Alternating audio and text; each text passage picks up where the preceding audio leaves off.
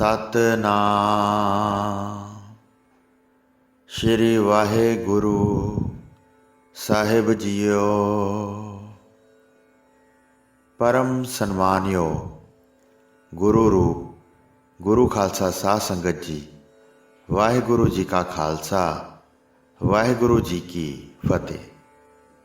सच्चे पातशाह धन श्री गुरु गोबिंद सिंह साहिब जी महाराज संगत नूं सोधना चाहुंदे सन।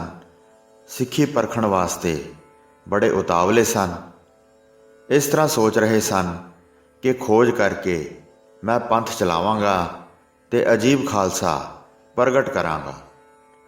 हिरदे विच ऐसा मनोरथ धार के सतगुरु जी तैसी विधि बारे विचार करते सन। दूर दूर तो संगत आई जिस विच बहुत प्रेमी सिख सन। चारियां पासियां तो गुरु जी ने सिख बुलाए, सारे पासे हुक्मनामे भेज दिते। हत्थां विच शस्त्र धार के ते अपने घर छड्ड के श्री आनंदपुर साहब दे राह चल पए। अपनी समर्था अनुसार उन्होंने उपहार लै लए। हुक्म सुन सुन के गुरु जी वल चल पे। श्री आनंदपुर साहब आके वड्डा मेला लग गया ते कलगीधर पातशाह जी दे दर्शन कीते। जद श्री आनंदपुर साहब विच मेल होया तां चारे पासियां तो सिख आए। उत्थे बहुत वड्डी भीड़ लग गई। सारे दर्शन करना चाहुंदे सन। तद मेवड़ा गुरु जी दे पास गया, सामने खड़ा होके बेनती करन लगा, महाराज जी बहुत संगत आप जी की आग्ञा सुन के चारे पासियां तो आई है। तुहाडे चंद वर्गे दर्शन करना चाहुंदे हन, जिहड़े चकोर वांग हज़ारां ही मिल के इकट्ठे होए हन। सागर वांग सारे उमड़ के आए हन। नगर के चारे पासे उन्होंने डेरे लाए हन।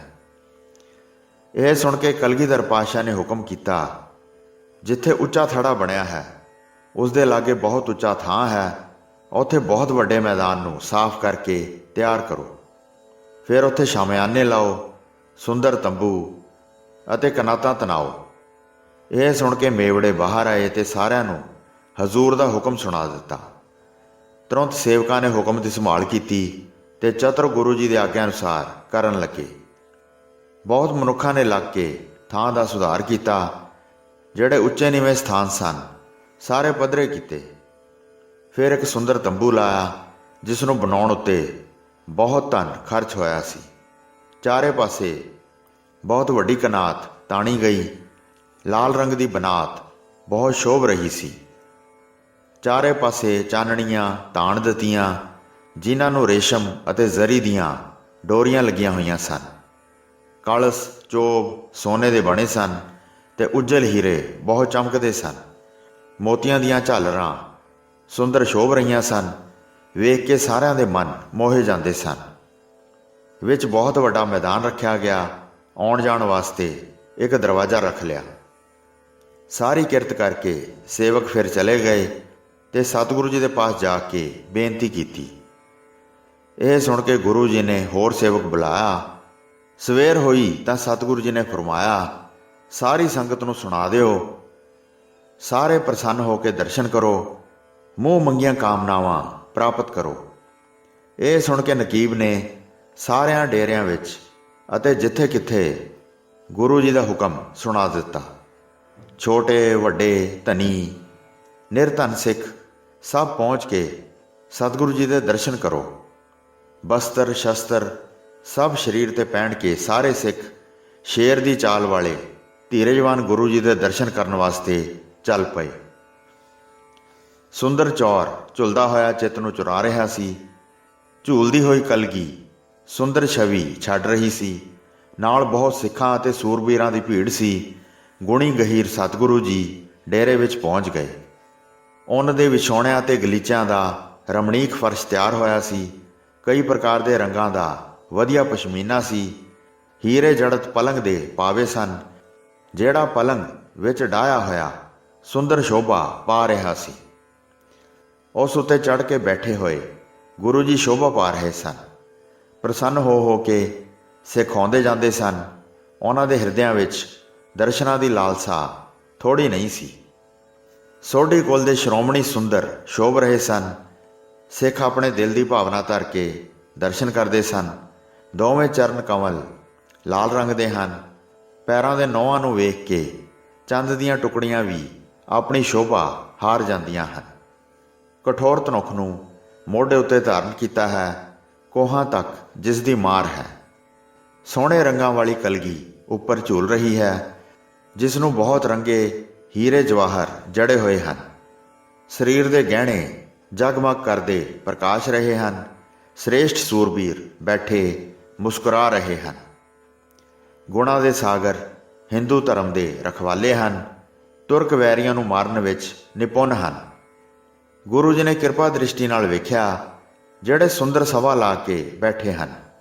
ਹੱਥ ਵਿੱਚ ਇੱਕ ਤਿੱਖਾ ਤੀਰ ਫੜਿਆ ਸੀ, ਉਸ ਨੂੰ ਪੱਥੇ ਦੇ ਵਿੱਚ ਪਾ ਦਿੱਤਾ। ਚਮਕਦੀ ਤਲਵਾਰ ਖਿੱਚ ਕੇ ਹੱਥ ਵਿੱਚ ਫੜ ਲਈ। ਇਸ ਤਰ੍ਹਾਂ ਚੰਚਲ ਹੋਈ ਸੀ ਮਾਨੋ ਬਿਜਲੀ ਚਮਕੀ ਹੋਵੇ। ਗੁਰੂ ਜੀ ਬੱਦਲ ਵਾਂਗ ਕੜਕ ਕੇ ਬੋਲੇ, ਸਾਰੀ ਸੰਗਤ ਗੁਰੂ ਨੂੰ ਬਹੁਤ ਪਿਆਰੀ ਹੈ। ਜੇ ਕੋਈ ਮੇਰਾ ਅਤੀ ਪਿਆਰਾ ਸਿੱਖ ਹੈ ਤਾਂ ਇਸ ਸਮੇਂ ਉਹ ਆਪਣਾ ਸੀਸ ਭੇਟ ਕਰੇ। ਇਸ ਸਮੇਂ ਅਜਿਹਾ ਕਾਰਜ ਆ ਪਿਆ ਹੈ, ਉਹ ਸਿਰ ਦੇ ਕੇ ਮੇਰਾ ਵਿਸ਼ਾਲ ਕਾਰਜ ਪੂਰਾ ਕਰ ਸਕਦਾ ਹੈ। ਇਸ ਤਰ੍ਹਾਂ ਕਹਿ ਕੇ ਗੁਰੂ ਜੀ ਚੁੱਪ ਕਰ ਗਏ ਤੇ ਤਲਵਾਰ ਉੱਤੇ ਆਪਣੀ ਦ੍ਰਿਸ਼ਟੀ ਲਾਈ। ਇਹ ਗੱਲ ਸੁਣ ਕੇ ਸਾਰੇ ਹੈਰਾਨ ਹੋ ਗਏ। ਧੀਰਜ ਤਿਆਗ ਕੇ ਸਿਰ ਨਿਵਾ ਲਏ। ਗੁਰੂ ਜੀ ਵੱਲ ਕੋਈ ਵੀ ਵੇਖ ਨਹੀਂ ਸੀ ਸਕਦਾ। ਬਹੁਤ ਭਾਰੀ ਤੇਜ ਸੀ ਤੇ ਮੁਖੜਾ ਲਹੂ ਵਾਂਗ ਲਾਲ ਹੋਇਆ ਸੀ। ਗੁਰੂ ਜੀ ਨੇ ਕੁਝ ਸਮੇਂ ਲਈ ਖਿਆਲ ਟਾਲਿਆ ਤੇ ਫਿਰ ਬੋਲੇ, ਹੇ ਸਾਰੀ ਸਿੱਖ ਸੰਗਤ ਸੁਣੋ, ਕੋਈ ਮੇਰਾ ਪਿਆਰਾ ਸਿੱਖ ਹੋਵੇ ਤਾਂ ਮੈਨੂੰ ਦਾਨ ਦਿਓ। ਆਪਣੇ ਪ੍ਰਾਣ ਅਰਪਣ ਕਰਕੇ ਮੇਰਾ ਕਾਰਜ ਸਿੱਧ ਕਰੇ। ਅਹੰਕਾਰ ਨੂੰ ਦੂਰ ਕਰਕੇ ਤੇ ਧੀਰਜ ਧਾਰਨ ਕਰਕੇ ਮੇਰੀ ਹਜ਼ੂਰੀ ਵਿੱਚ ਸੀਸ ਭੇਟ ਕਰੋ।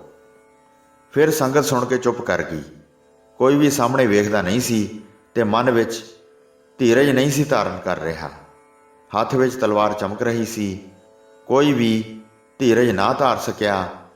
ਬੈਠੇ ਬੈਠੇ ਜਦ ਕਾਫੀ ਸਮਾਂ ਬੀਤ ਗਿਆ ਤਾਂ ਗੁਰੂ ਜੀ ਨੇ ਤੀਸਰੀ ਵਾਰ ਉਸੇ ਰੀਤੀ ਨਾਲ ਵਚਨ ਕੀਤਾ। ਗੁਰੂ ਜੀ ਸਿੱਖਾਂ ਦੀ ਪਰਖ ਕਰ ਰਹੇ ਸਨ। ਲੱਖਾਂ ਦੀ ਗਿਣਤੀ ਵਿੱਚ ਮਹਾਨ ਸੰਗਤ ਬੈਠੀ ਹੋਈ ਸੀ। ਬੀਜ ਰਹੇ ਜਾਂ ਨਾ ਰਹੇ, ਜਿਸ ਨਾਲ ਸਾਰਾ ਨਿਰਵਾਹ ਹੋ ਸਕੇ। ਜੰਗਲ ਵਿੱਚ ਇੱਕ ਹੀ ਸ਼ੇਰ ਹੁੰਦਾ ਹੈ, ਕੋਈ ਜੰਗਲ ਵਿੱਚ ਡਰ ਧਾਰ ਕੇ ਪ੍ਰਵੇਸ਼ ਨਹੀਂ ਕਰਦਾ ਹੈ। ਤੀਸਰਾ ਬਚਨ ਵੀ ਜੇ ਖਾਲੀ ਪਰਤਦਾ ਤਾਂ ਉਸ ਵੇਲੇ ਜਾਂ ਉਸ ਸੰਗਤ ਦਾ ਫਿਰ ਵਾਲੀ ਕੌਣ ਹੁੰਦਾ। ਭਾਈ ਦਇਆ ਸਿੰਘ ਇੱਕ ਲਾਹੌਰ ਨਿਵਾਸੀ ਸਿੱਖ ਸੀ। ਉਹ ਖੱਤਰੀ ਸਭ ਸਿੰਘਾਂ ਦਾ ਸ਼੍ਰੋਮਣੀ ਸੀ। ਭਾਈ ਦਇਆ ਸਿੰਘ ਲਹੂ ਦਾ ਅਵਤਾਰ ਸਨ। ਪਿਤਾ ਮਈਆ ਰਾਮ ਜੀ, ਮਾਤਾ ਸ਼ੋਭਾ ਦੇਈ ਜੀ। ਛਤਰੀ ਵੰਸ਼ ਲਾਹੌਰ ਵਿਖੇ ਉਹਨਾਂ ਦਾ ਜਨਮ ਹੋਇਆ ਸੀ। 13 ਸਾਲ ਦੀ ਉਮਰ ਵਿੱਚ ਸ਼੍ਰੀ ਗੁਰੂ ਗੋਬਿੰਦ ਸਿੰਘ ਜੀ ਦੀ ਸ਼ਰਨ ਆਏ ਸਨ ਤੇ 1765 ਬਿਕਰਮੀ ਅੱਸੂ ਅਮਾਵਸ ਨੂੰ ਅਬਚਲ ਨਗਰ ਸ਼੍ਰੀ ਹਜੂਰ ਸਾਹਿਬ ਜੀ ਵਿਖੇ ਜੋਤੀ ਜੋਤ ਸਮਾ ਗਏ ਸਨ। ਉਹਨਾਂ ਨੇ ਆਪਣੇ ਹਿਰਦੇ ਵਿੱਚ ਵਿਚਾਰ ਕੀਤੀ, ਹੇ ਮੇਰੇ ਜੀ, ਸਦਾ ਕੋਈ ਵੀ ਨਹੀਂ ਜਿਉਂਦਾ। ਐਸਾ ਸਮਾਂ ਫਿਰ ਨਹੀਂ ਆਵੇਗਾ ਸਤਿਗੁਰੂ ਜੀ ਦੇ ਕੰਮ ਤੇਰਾ ਸਿਰ ਆਵੇ। ਇੰਨੀ ਤੂੰ ਦੇਰ ਕੀਤੀ ਹੈ, ਧਿਰਕਾਰ ਹੈ ਤੈਨੂੰ। ਸਵਾਮੀ ਦੇ ਬਚਨਾਂ ਦੇ ਸਾਹਮਣੇ ਨਹੀਂ ਹੋਇਆ ਹੈ। ਇਸ ਤਰ੍ਹਾਂ ਵਿਚਾਰ ਕਰਕੇ ਤੁਰੰਤ ਖੜਾ ਹੋ ਗਿਆ। ਹਿਰਦੇ ਵਿੱਚ ਦ੍ਰਿੜ ਧੀਰਜ ਧਾਰਨ ਕਰ ਲਿਆ। ਦੋਵੇਂ ਹੱਥ ਜੋੜ ਕੇ ਬੇਨਤੀ ਕੀਤੀ, ਹੇ ਸਤਿਗੁਰੂ ਜੀ, ਮੇਰਾ ਸਿਰ ਲੈ ਲਵੋ। ਇਹ ਸੁਣ ਕੇ ਕਲਗੀਧਰ ਪਾਤਸ਼ਾਹ ਨੇ ਪਲੰਗ ਛੱਡ ਦਿੱਤਾ ਤੇ ਬੋਲੇ, ਕੀ ਸ਼ੰਕਾ ਰਹਿਤ ਹੋ ਕੇ ਸਿਰ ਦੇਣ ਵਾਸਤੇ ਆਇਆ ਹੈ। ਇਹ ਕਹਿ ਕੇ ਉਸ ਦੀ ਬਾਂਹ ਫੜ ਲਈ ਤੇ ਕਿਸੇ ਦੇਰੀ ਤੋਂ ਬਗੈਰ ਤੰਬੂ ਵਿੱਚ ਲੈ ਗਏ। ਉੱਥੇ ਗਲੀਚੇ ਵਿਛੇ ਸਨ। ਉੱਥੇ ਤੰਬੂ ਅੰਦਰ ਬਿਠਾ ਦਿੱਤਾ ਤੇ ਕਿਹਾ, ਇੱਥੇ ਬੈਠੇ ਰਹੋ ਤੇ ਕਿਸੇ ਨੂੰ ਦਿਖਾਈ ਨਾ ਦੇਣਾ। ਭਾਈ ਦਇਆ ਸਿੰਘ ਨੂੰ ਧੀਰਜ ਦੇ ਕੇ ਤੰਬੂ ਵਿੱਚ ਬਿਠਾਇਆ। ਗੁਰੂ ਜੀ ਫਿਰ ਬਾਹਰ ਨਿਕਲੇ। ਚਿਹਰਾ ਕ੍ਰੋਧ ਨਾਲ ਭਰਿਆ ਹੋਇਆ ਸੀ। ਹੱਥ ਵਿੱਚ ਫੜੀ ਕਿਰਪਾਨ ਲਹੂ ਨਾਲ ਭਿੱਜੀ ਹੋਈ ਸੀ। ਲੋਕਾਂ ਨੇ ਸਮਝਿਆ ਗੁਰੂ ਜੀ ਨੇ ਤਲਵਾਰ ਚਲਾਈ ਹੈ। ਉਸੇ ਤਰ੍ਹਾਂ ਹੀ ਗੁਰੂ ਜੀ ਫਿਰ ਪਲੰਗ ਉੱਤੇ ਬੈਠ ਗਏ। ਸਾਰੇ ਸ਼ੱਕੀ ਨਜ਼ਰਾਂ ਨਾਲ ਵੇਖ ਰਹੇ ਸਨ। ਗੁਰੂ ਜੀ ਨੇ ਫਿਰ ਉੱਚੀ ਆਵਾਜ਼ ਵਿੱਚ ਉਚਾਰਨ ਕੀਤਾ, ਕੋਈ ਪਿਆਰਾ ਸਿੱਖ ਹੋਰ ਸਿਰ ਦੇਵੇ, ਮੈਨੂੰ ਕਾਰਜ ਆ ਪਿਆ ਹੈ। ਸਿਰ ਦਿੱਤੇ ਬਗੈਰ ਸਰਦਾ ਨਹੀਂ ਹੈ। ਇਹ ਗੱਲ ਅਸੀਂ ਚੰਗੀ ਤਰ੍ਹਾਂ ਵੇਖ ਲਈ ਹੈ। ਸੁਣ ਕੇ ਅਤੇ ਵੇਖ ਕੇ ਸਾਰੇ ਹੈਰਾਨ ਰਹਿ ਗਏ। ਗਰਦਨ ਨਿਵਾ ਕੇ ਸਾਰੇ ਚੁੱਪ ਬੈਠੇ ਰਹੇ। ਪਹਿਲਾਂ ਤਾਂ ਕੋਈ ਸੰਸਾ ਸੀ, ਹੁਣ ਨਿਸ਼ਚੇ ਹੀ ਮਰਨਾ ਦਿਖਾਈ ਦਿੰਦਾ ਹੈ। ਸਾਰਿਆਂ ਨੇ ਸਮਝਿਆ ਪਹਿਲਾਂ ਇੱਕ ਮਾਰ ਦਿੱਤਾ ਹੈ, ਹੁਣ ਦੂਸਰੇ ਨੂੰ ਮਾਰਨਾ ਚਾਹੁੰਦੇ ਹਨ। ਕਈ ਵਾਰੀ ਫਿਰ ਗੁਰੂ ਜੀ ਨੇ ਕਿਹਾ ਕੋਈ ਪਿਆਰਾ ਸਿੱਖ ਸੀਸ ਦੇਵੇ। ਤਦ ਤੀਸਰਾ ਬਚਨ ਉਚਾਰਨ ਕੀਤਾ। ਜਦ ਤੀਸਰਾ ਬਚਨ ਉਚਾਰਨ ਕੀਤਾ ਤਾਂ ਭਾਈ ਧਰਮ ਸਿੰਘ ਜੀ ਨੇ ਫਿਰ ਹਿਰਦੇ ਵਿੱਚ ਵਿਚਾਰ ਕੀਤੀ। ਭਾਈ ਧਰਮ ਸਿੰਘ ਭਗਤ ਧੰਨੇ ਜੀ ਦੇ ਅਵਤਾਰ ਸਨ। ਉਹਨਾਂ ਦੇ ਪਿਤਾ ਜੀ ਦਾ ਨਾਮ ਪਰਮ ਸੁਖ ਸੀ ਅਤੇ ਮਾਤਾ ਜੀ ਦਾ ਨਾਮ ਮਾਤਾ ਅਨੰਤੀ ਜੀ ਸੀ। ਦਿੱਲੀ ਸ਼ਹਿਰ ਦੇ ਵਸਨੀਕ ਸਨ। ਉਹਨਾਂ ਦੀ ਜੱਟ ਜਾਤ ਸੀ। 1727 ਬਿਕਰਮੀ ਨੂੰ ਵਿਸਾਖ 13 ਦਿਨ ਸੋਮਵਾਰ ਪਹਿਰ ਰਾਤ ਰਹਿੰਦੀ ਜਨਮ ਹੋਇਆ ਸੀ। 25 ਸਾਲ ਦੀ ਉਮਰ ਵਿੱਚ 10ਵੇਂ ਪਾਤਸ਼ਾਹ ਜੀ ਦੀ ਸ਼ਰਨ ਆਏ ਸਨ। 1768 ਬਿਕਰਮੀ ਨੂੰ ਅਬਚਲ ਨਗਰ ਸ਼੍ਰੀ ਹਜੂਰ ਸਾਹਿਬ ਵਿਖੇ ਜੋਤੀ ਜੋਤ ਸਮਾ ਗਏ ਸਨ। ਉਹਨਾਂ ਨੇ ਆਪਣੇ ਮਨ ਵਿੱਚ ਕਿਹਾ ਕਿ ਆਪਣੇ ਪ੍ਰਣ ਤੋਂ ਕਿਉਂ ਫਿਰਦਾ ਹੈ? ਸਾਰਾ ਸਰੀਰ ਤੂੰ ਗੁਰੂ ਜੀ ਨੂੰ ਦੇ ਦਿੱਤਾ ਹੈ। ਉਹ ਇਸ ਸਰੀਰ ਨੂੰ ਉਸ ਤਰ੍ਹਾਂ ਹੀ ਕਰਨ ਜਿਵੇਂ ਜਿਵੇਂ ਉਹਨਾਂ ਨੂੰ ਸ਼ੋਭਦਾ ਹੈ। ਗੁਰੂ ਜੀ ਦੇ ਕਾਰਜ ਵਿੱਚ ਕਿਉਂ ਸ਼ੰਕਾ ਕਰਦੇ ਹੋ? ਮਨ ਵਿੱਚ ਡਰ ਧਾਰ ਕੇ ਬੈਠਾ ਰਿਹਾ ਹੈ। ਇਸ ਤਰ੍ਹਾਂ ਵਿਚਾਰ ਕੇ ਤੁਰੰਤ ਖੜਾ ਹੋ ਗਿਆ। ਸੰਗਤ ਵੇਖ ਰਹੀ ਸੀ। ਵੱਡਾ ਧੀਰਜ ਧਾਰਨ ਕੀਤਾ ਹੋਇਆ ਸੀ। ਉਸਨੇ ਨਿਸ਼ੰਕ ਹੋ ਕੇ ਹੱਥ ਜੋੜ ਕੇ ਕਿਹਾ, ਹੇ ਸਤਿਗੁਰੂ ਜੀ, ਮੇਰਾ ਸਿਰ ਲੈ ਲਓ। ਪਿਆਰੇ ਸਿੱਖ ਨੂੰ ਵੇਖ ਕੇ ਗੁਰੂ ਜੀ ਪਲੰਗ ਤੋਂ ਉੱਠੇ ਤੇ ਬਾਂਹ ਤੋਂ ਫੜ ਕੇ ਨਿਸ਼ੰਕ ਹੋ ਕੇ ਤੰਬੂ ਵਿੱਚ ਲੈ ਗਏ। ਫਿਰ ਉਸ ਨੂੰ ਜਾ ਕੇ ਤੰਬੂ ਵਿੱਚ ਬਿਠਾ ਦਿੱਤਾ। ਸਾਰੀ ਸੰਗਤ ਨੇ ਤਲਵਾਰ ਚੱਲਣ ਦੀ ਆਵਾਜ਼ ਸੁਣੀ ਅਤੇ ਸਮਝਿਆ ਕਿ ਸਿੱਖ ਨੂੰ ਵੱਢ ਕੇ ਸੁੱਟ ਦਿੱਤਾ ਹੈ। ਉਸ ਨੂੰ ਦਇਆ ਸਿੰਘ ਦੇ ਪਾਸ ਬਿਠਾ ਦਿੱਤਾ ਤੇ ਕਿਹਾ, ਇੱਥੇ ਬੈਠੇ ਰਹੋ, ਬਾਹਰ ਪਤਾ ਨਾ ਲੱਗੇ। ਸੱਜਰ ਲਹੂ ਵਾਲੀ ਤਲਵਾਰ ਕਰ ਲਈ। ਫਿਰ ਚਤੁਰ ਗੁਰੂ ਜੀ ਬਾਹਰ ਆ ਗਏ। ਵੇਖਣ ਵਾਲਿਆਂ ਨੇ ਗੁਰੂ ਜੀ ਦਾ ਘੋਰ ਤੇਜ ਵੇਖਿਆ। ਸਾਰੇ ਬਹੁਤ ਹੈਰਾਨ ਹੋ ਰਹੇ ਸਨ। ਕੱਚਿਆਂ ਪਿੱਲਿਆਂ ਦੇ ਮੂੰਹ ਤੇ ਫਿਰ ਪਲਿੱਤਣ ਛਾ ਗਈ। ਨਾ ਉੱਠਿਆ ਜਾਂਦਾ ਸੀ, ਨਾ ਜਾਇਆ ਜਾਂਦਾ ਸੀ। ਹੌਲੀ ਹੌਲੀ ਆਪਸ ਵਿੱਚ ਬੋਲਦੇ ਸਨ, ਇਹਨਾਂ ਦੀ ਮੱਤ ਉਲਟੀ ਪੈ ਗਈ ਹੈ, ਮੱਤ ਹੋਰ ਹੀ ਬਣ ਗਈ ਹੈ। ਹੁਣ ਸਿੱਖਾਂ ਦੇ ਸਿਰ ਕੱਟ ਕੇ ਸੁੱਟ ਦਿੱਤੇ ਹਨ। ਭਿਆਨਕ ਤੇਜ ਹੈ, ਮੁੱਖ ਵੇਖਿਆ ਨਹੀਂ ਜਾਂਦਾ। ਸਾਰਿਆਂ ਨੂੰ ਸੁਣਾ ਕੇ ਫਿਰ ਗੁਰੂ ਜੀ ਨੇ ਉਚਾਰਨ ਕੀਤਾ, ਕੋਈ ਹੋਰ ਮੇਰਾ ਪਿਆਰਾ ਸਿੱਖ ਸਿਰ ਦੇਵੇ। ਕਈ ਜਿਹੜੇ ਬਹੁਤ ਦੂਰ ਬੈਠੇ ਸਨ ਉਹ ਭੱਜ ਗਏ ਤੇ ਮਾਤਾ ਗੁਜਰੀ ਜੀ ਨੂੰ ਜਾ ਕੇ ਸੁਣਾਇਆ, ਗੁਰੂ ਜੀ ਦੀ ਬੁੱਧੀ ਉਲਟੀ ਹੋ ਗਈ ਹੈ, 2 ਸਿੱਖ ਤਲਵਾਰ ਨਾਲ ਕੱਟ ਦਿੱਤੇ ਹਨ। ਫਿਰ ਦੂਸਰੇ ਸਿੱਖਾਂ ਨੂੰ ਸੁਣਾ ਕੇ ਕਿਹਾ ਹੈ, ਕੋਈ ਸਿੱਖ ਮੇਰੇ ਮਨ ਨੂੰ ਭਾਉਂਦਾ ਸਿਰ ਦੇਵੇ। ਹੋਰ ਕੋਈ ਉਪਾਅ ਬਣਦਾ ਨਹੀਂ ਹੈ, ਰੋਕ ਕੇ ਬਿਠਾਓ, ਕਿਤੇ ਵੀ ਨਾ ਜਾਣ। ਮੁੱਖ ਦੁਆਰ ਤੇ ਬਹੁਤ ਸੂਰਬੀਰ ਖੜੇ ਹੋਣੇ ਚਾਹੀਦੇ ਹਨ ਤੇ ਹੁਣ ਕੋਈ ਵੀ ਸਿੱਖ ਉਹਨਾਂ ਦੇ ਨੇੜੇ ਨਾ ਜਾਵੇ। ਗੁਰਗੱਦੀ ਉੱਤੇ ਆਪਣਾ ਪੋਤਰਾ ਬਿਠਾਓ ਤੇ ਸਾਰੀ ਸੰਗਤ ਪਾਸੋਂ ਉਸ ਦੀ ਪੂਜਾ ਕਰਵਾਓ। ਮਸੰਦਾਂ ਪਾਸੋਂ ਅਜਿਹੀ ਗੱਲ ਸੁਣ ਕੇ ਮਾਤਾ ਗੁਜਰੀ ਜੀ ਨੇ ਚਿੱਤ ਵਿੱਚ ਚਿੰਤਾ ਧਾਰਨ ਕੀਤੀ। ਜਿਹੜੇ ਸੇਵਕ ਪਾਸ ਸਨ ਉਹਨਾਂ ਨੂੰ ਤੁਰੰਤ ਭੇਜਿਆ, ਵੇਖੋ ਭਲੀ ਪ੍ਰਕਾਰ ਆ ਕੇ ਖਬਰ ਦਿਓ। ਸਾਰੇ ਨਗਰ ਵਿੱਚ ਬਹੁਤ ਰੌਲਾ ਮਚ ਗਿਆ। ਉਸ ਸਮੇਂ ਇਸਤਰੀ ਪੁਰਸ਼ ਹੈਰਾਨ ਹੋ ਰਹੇ ਸਨ।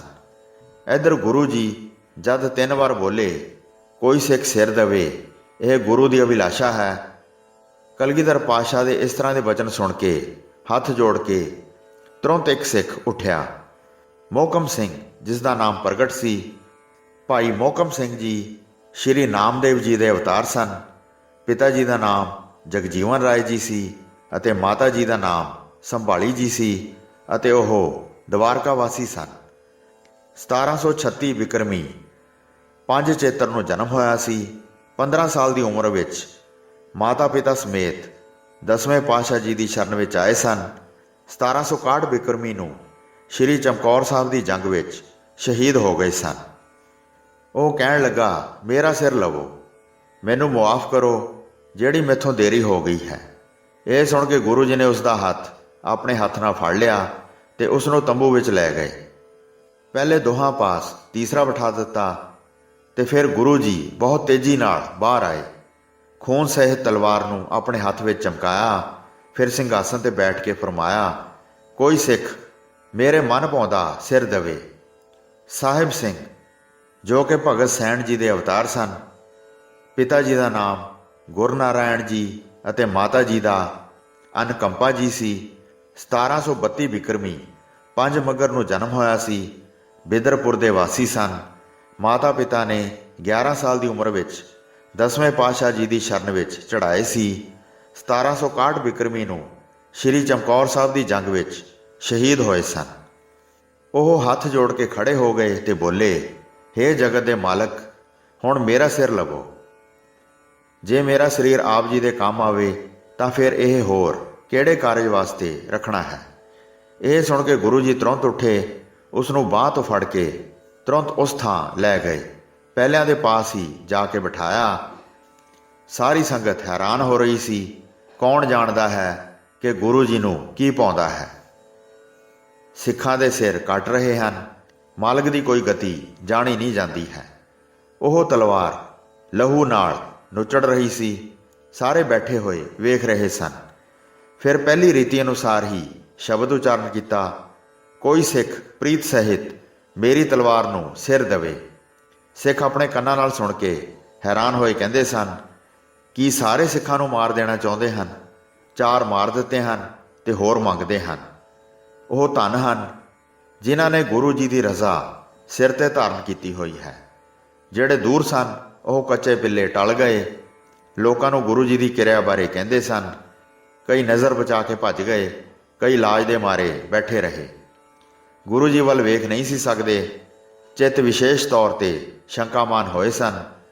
ਗੁਰੂ ਜੀ ਨੇ ਜਦ 3 ਵਾਰ ਉਚਾਰਨ ਕੀਤਾ, ਕੋਈ ਮੇਰਾ ਪਿਆਰਾ ਸਿੱਖ ਸਿਰ ਦੇਵੇ, ਤਾਂ ਭਾਈ ਹਿੰਮਤ ਸਿੰਘ, ਜੋ ਚਤੁਰਭੁਜੀ ਨੂੰ ਪਕੜਨ ਵਾਲੇ ਫੰਦਕ ਦੇ ਅਵਤਾਰ ਸਨ, ਪਿਤਾ ਜੀ ਦਾ ਨਾਮ ਮਾਲਦੇਓ ਜੀ ਅਤੇ ਮਾਤਾ ਜੀ ਦਾ ਲਾਲਦੇਈ ਜੀ ਸੀ, ਜਗਨਨਾਥ ਦੇ ਵਾਸੀ ਝੀਵਰ ਜਾਤੀ ਦੇ ਸਨ।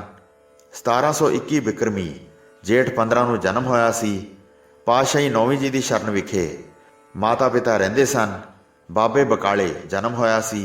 1761 ਬਿਕਰਮੀ ਵਿੱਚ ਸਾਹਿਬਜ਼ਾਦਿਆਂ ਨਾਲ ਚਮਕੌਰ ਸਾਹਿਬ ਸ਼ਹੀਦ ਹੋਏ ਸਨ। ਕਹਿਣ ਲੱਗੇ, ਮੇਰਾ ਸਿਰ ਲੈ ਲਓ। ਇਹ ਸੁਣ ਕੇ ਗੁਰੂ ਜੀ ਨੇ ਤੁਰੰਤ ਉਸ ਦਾ ਹੱਥ ਫੜ ਲਿਆ, ਫਿਰ ਤੰਬੂ ਦੇ ਅੰਦਰ ਲਿਆ ਕੇ ਬਿਠਾ ਦਿੱਤਾ।